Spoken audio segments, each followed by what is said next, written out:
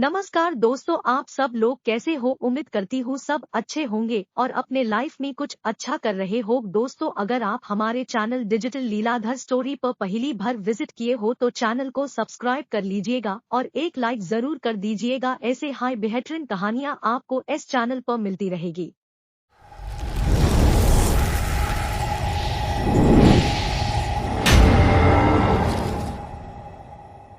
उस गांव के लोग चुड़ैल से बहुत ज्यादा डरते थे।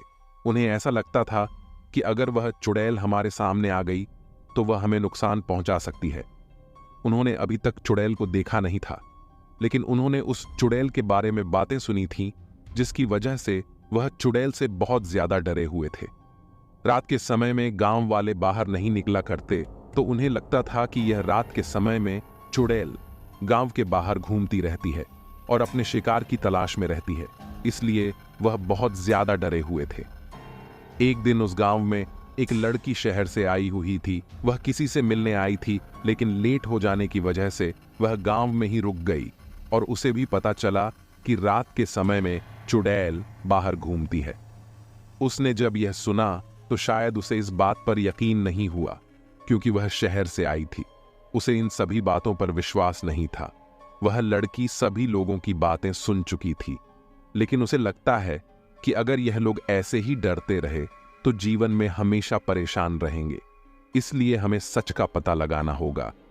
हमें यह बात भी जाननी होगी कि चुड़ैल कौन है और यह कैसे परेशान करती है, जबकि लोगों ने अभी तक भी चुड़ैल को देखा नहीं था।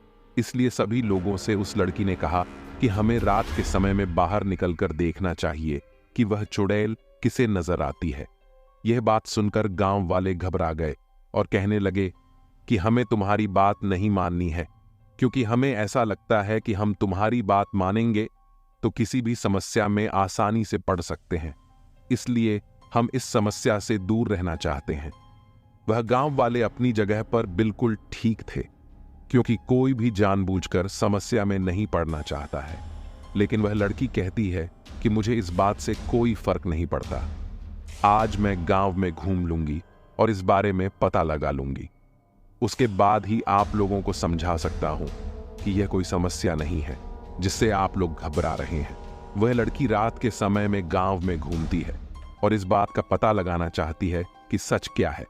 वह नहीं जानती है कि लोग इस बात को क्यों मानते हैं, लेकिन वह देखना चाहती है कि क्या सच में कोई चुड़ैल यहां पर रहती है।